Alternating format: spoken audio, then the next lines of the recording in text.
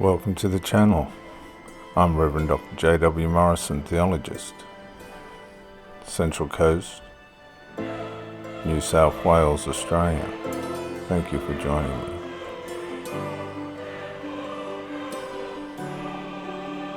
Life.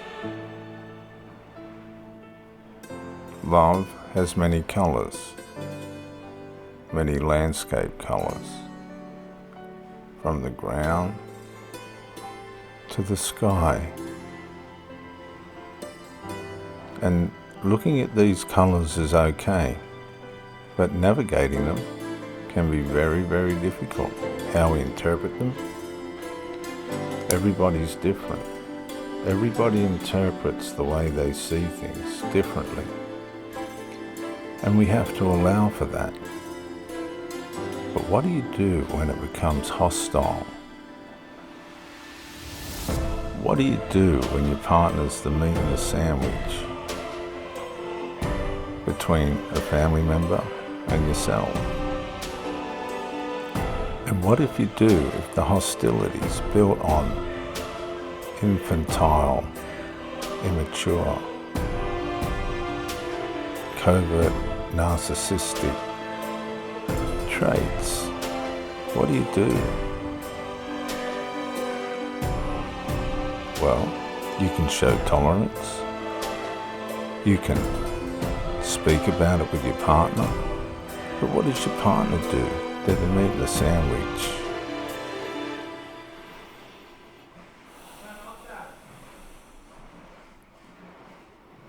This is when it becomes really difficult.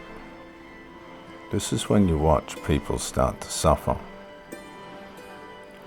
This is when you have to be unselfish and say to yourself, I don't belong. And you don't belong because you're causing these people stress. A stress that wasn't there before you come along.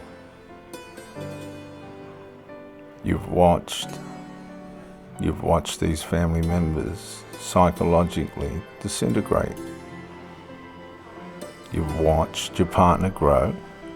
You've watched the light come into their life, and they've liked it. They've moved towards the light. They've moved away from the darkness, but the problem they've got is their family members will be stuck in the light, in the dark. In the dark.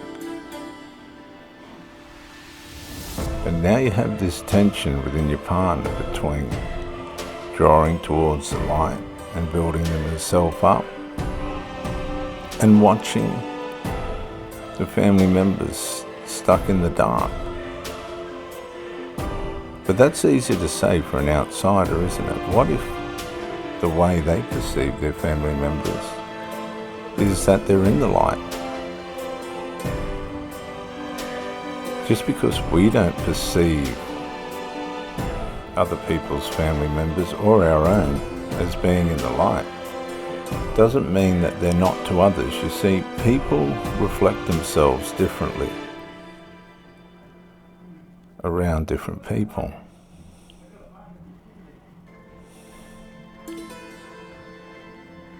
Hostility can never be antiquated with the light. But the reasons for it can be.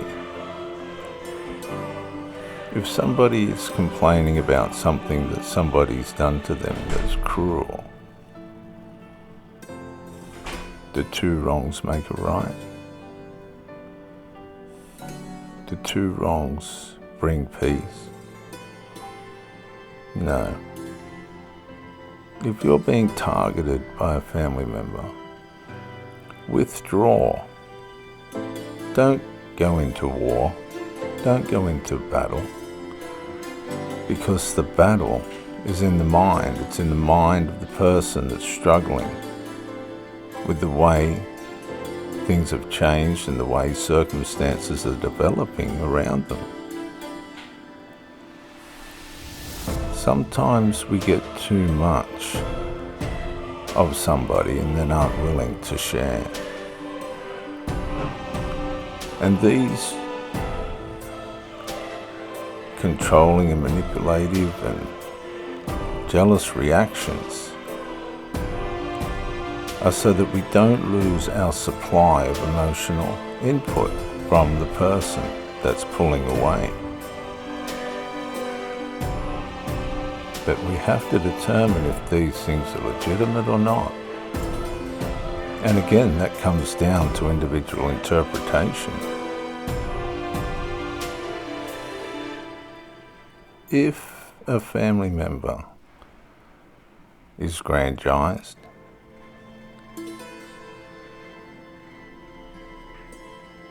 entitled,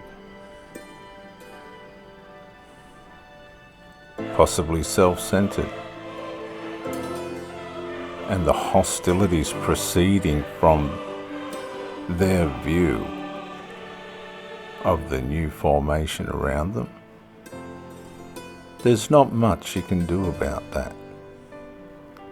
You can be aware of it, but it's not your battle. It's not something you should engage in.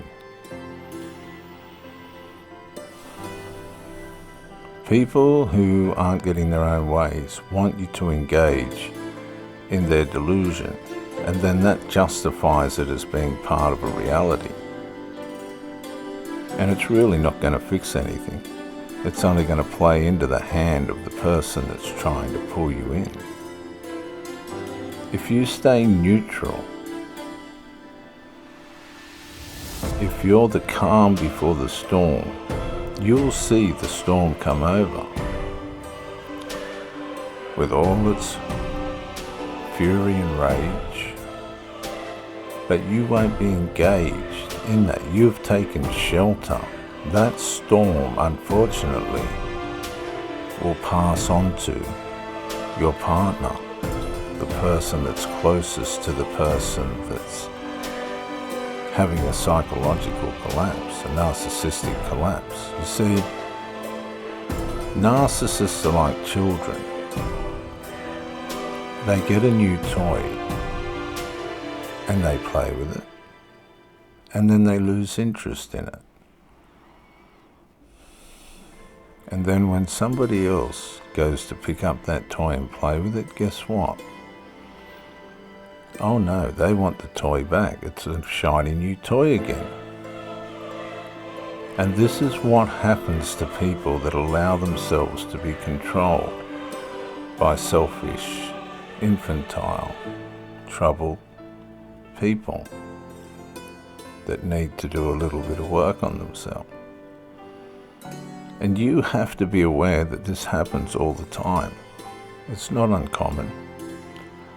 And it's not being critical, it's just being able to navigate the landscape, the psychological landscape that's presented before us. If you're trying to build a relationship with somebody that has family members that they're enmeshed with, you're going to struggle, because that enmeshment has elements of power and authority over the person that you're with. Enmeshment always leads to intrusion. And that intrusion is into the privacy of the relationship that you have. You'll find if these people are critical, that at some point they're going to turn their critical idealisms on you. And if you don't engage the narcissist will do everything they can covertly behind your back to work at you. And this will psychologically influence your partner. And at this point, it's just a matter of time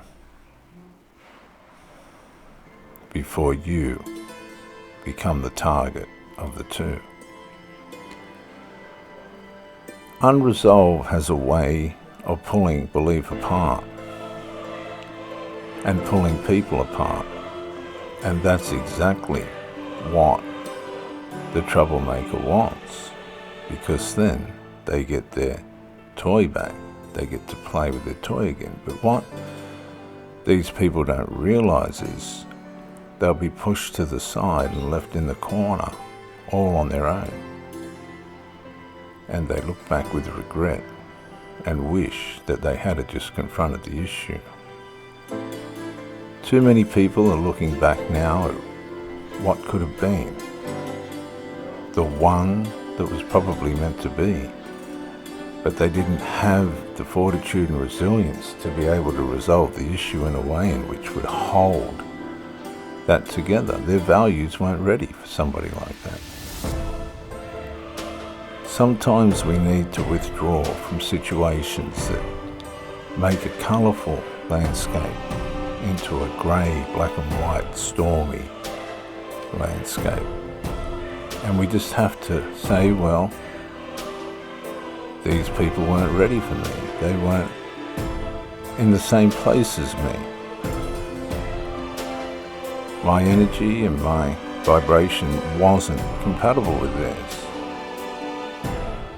And we leave. We leave them in peace. I'm Reverend Dr. J.W. Morrison, theologist. Thank you for joining me, and bye for now.